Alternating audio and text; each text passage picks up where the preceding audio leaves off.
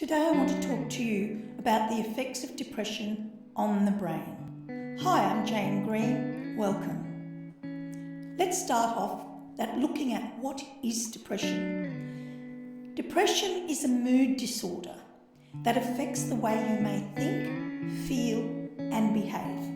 And it causes feelings of sadness or hopelessness, and it can last anywhere from a few days to a few years.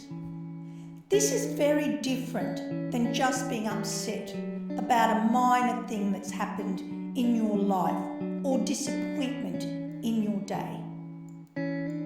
Some people may experience very mild depression, maybe once in their lives, while others have several severe episodes over their lifetime. Now, this is more serious and it's long-lasting and a more intense form of depression, and is known as major depressive disorder, which I will refer to throughout this video as MDD.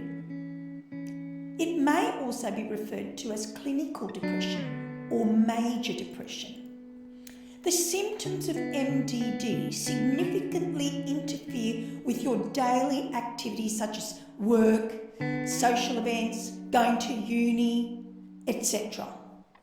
They also impact on your mood and behaviour, as well as various physical functions such as sleep and appetite. Now, to be diagnosed with MDD, you must display 5 or more of the following symptoms at least once a day over the course of 2 weeks. Now is the time after listening to this to perhaps look at these symptoms and record in a diary when you are having these and how often. Now, these symptoms are persistent feelings of sadness and hopelessness, a lack of interest in doing most activities, including those you once enjoyed, a loss of interest in sex, or even impotency, a decrease or increase in your appetite, and it usually is accompanied by extreme weight loss or weight gain,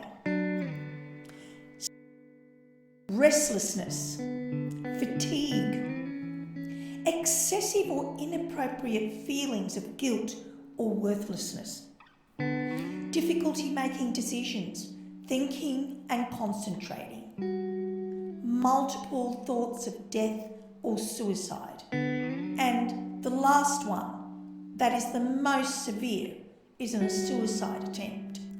In both children and adults, MDD may be treated with psychological counselling, antidepressant medication, or a combination of both, that is counselling and medication. Researchers don't know exactly why some people develop MDD, but they believe the following factors may play a role.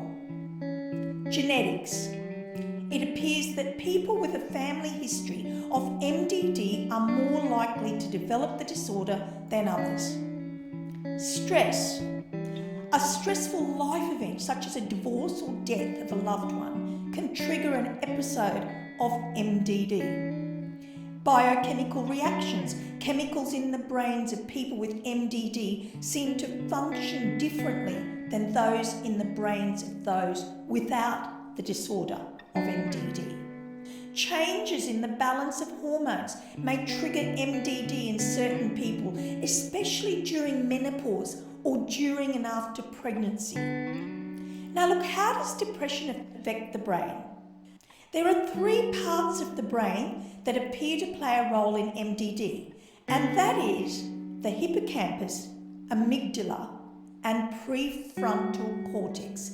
Now, if you have done my anxiety and depression course, you would know that these are the same parts in the brain that are responsible for anxiety and panic disorder. The hippocampus is located near the centre of the brain. It stores memories and regulates the production of a hormone called cortisol. Cortisol, remember, is what activates fight or flight and gives you anxiety and panic symptoms. So this is the same of depression. Your brain is releasing cortisol. And the body releases cortisol also during times of physical and mental stress. And also, as just discussed, during times of depression. And that is why sometimes anxiety and depression go together. I urge you to look at my course that I've written on anxiety and depression, which is free on my YouTube channel. In a healthy brain, brain cells, which are called also neurons, are produced through a person's adult life in a part of the hippocampus. In people with MDD, however, the long-term exposure to increased cortisol levels can slow the production of new neurons and cause the neurons in the hippocampus to actually shrink. This can lead to memory problems.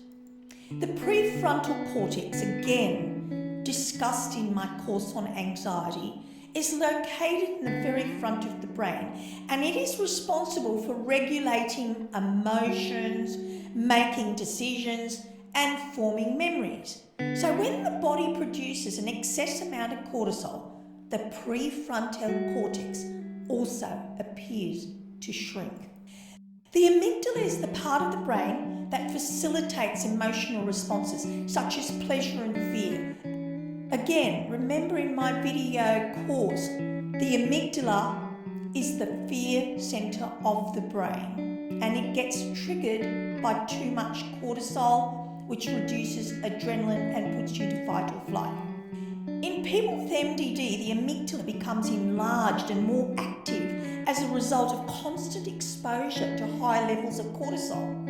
An enlarged and hyperactive amygdala, along with abnormal activity in other parts of the brain, can result in disturbances in sleep and activity patterns, and it can also cause the body to release irregular amounts of hormones and other chemicals in the body, leading to further complications.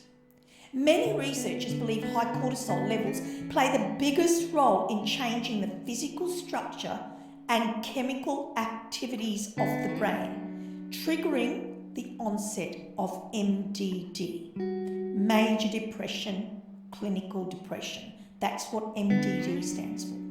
Normally, cortisol levels are highest in the morning and then they decrease at night. In people with MDD, however, cortisol levels are always elevated, even at night. Now, how can treatment change the brain? Experts have found that balancing the amount of cortisol and other chemicals in the brain can help reverse any shrinkage of the hippocampus and treat the memory problems it may cause. Correcting the body's chemical levels can also reduce symptoms of MDD, that is clinical or major depression. There are several common medications that can fight the negative effects of depression on the brain by helping to balance the chemicals in the brain. So if you are really depressed and you recognise those symptoms, you need to go and see your doctor. Take action and see a medical professional, and consider that you have got MDD. Without medication, the depression may end up with devastating impact. Without medications, your quality of life is so reduced and may end up with self-harm and suicide.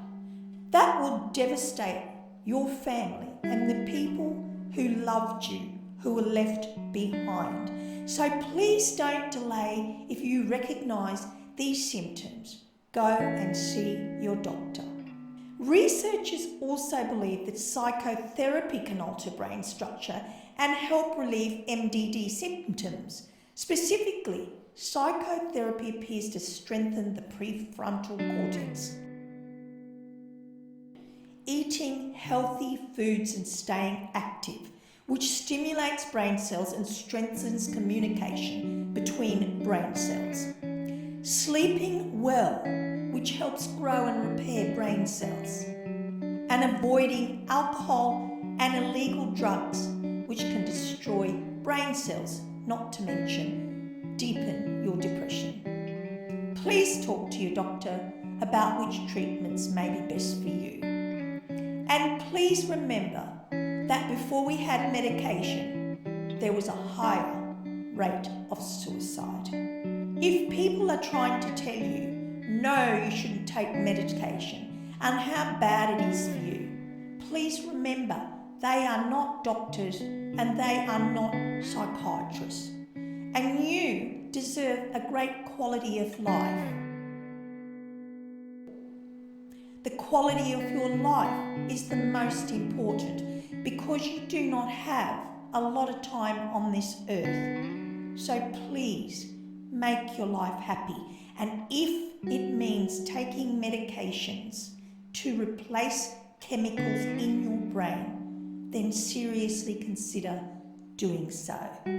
We have 21st century science that shows what goes on in the brain. And as you can see, there is more damage to your brain if you allow MDD not to be treated.